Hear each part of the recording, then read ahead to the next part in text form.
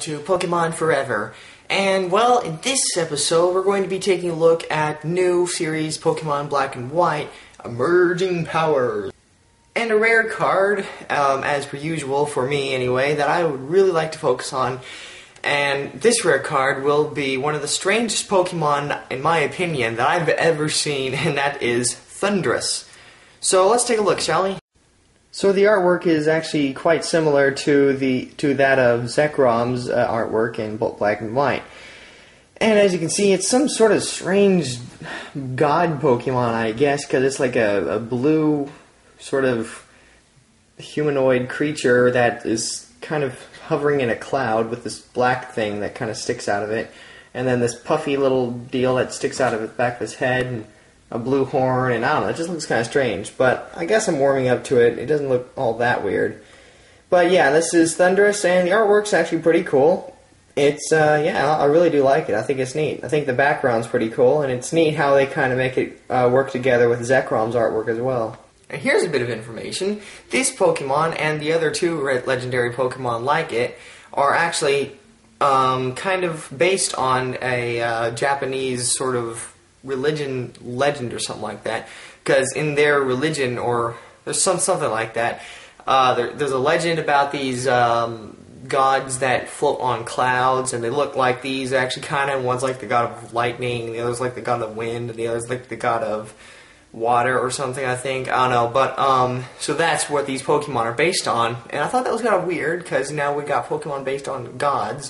Of course, I guess Arceus kind of, you know, set the bar for that, so, you know, whatever.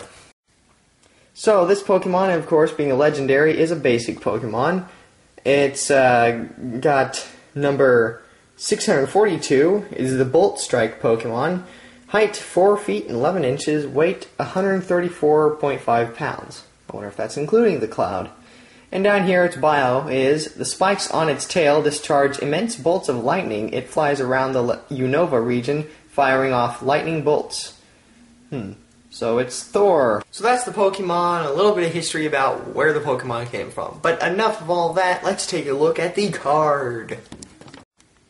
So, as I said, it's a basic Pokemon. Its HP is 110, which is, you know, fairly good for a basic legendary Pokemon these days. And it's a lightning type, as you can see, of course, and that's real cool. And so it's 2 attacks. First one is Charge, which takes 1 of any kind of energy. It says, search your deck for a lightning energy card and attach it to this Pokemon. Shuffle your deck afterward. That's okay. And then the Disaster Volt, which is a creative name. It has 3 energies. It does 80 damage. Discard an energy attached to this Pokemon. As for the first attack, I really like it. I mean, I love attacks that search your deck for energies and attach it to that Pokemon, especially the attacking one. It's just awesome. Unfortunately, it doesn't do any damage, and it also has to be the active Pokemon to do it. And it's, you know, got to be the attacking Pokemon, so it's like, I don't know, if you got a weak Pokemon you're facing up against, that's cool, you know, get a bunch of energies on and then attack, but I don't know. And then the second attack, I really hate those kind of attacks where they make you discard an energy attached to the Pokemon that you're using, especially when it does a nice big number like 80. You know, 80, it's such a good number. So the first attack is okay, but it really would work a lot better if it was a Pokebody or Pokepower. I would like it better. I don't like it that it doesn't do any damage, and it also, you know, it's an actual attack. And the second attack I don't like because even though it does 80, which is a nice big round number, it makes you discard an energy, and then you're back basically to where you started. And so I just don't like that, really. As you can see, he's also got a weakness of fighting to ×2, which is never good. And he has no resistance. His retreat cost is only 1 energy, which I suppose is good, but considering the attacks, that's the least he could do. So that's Thundurus, and I said it before and I'll say it again. When you have a legendary Pokemon like this, it's a basic, and it seems like it's going to be really powerful, but it never really is that good. There's always something fallible about it, because they can't just give you a basic Pokemon that's perfect, just put it right up there on the attacking line and just let her rip.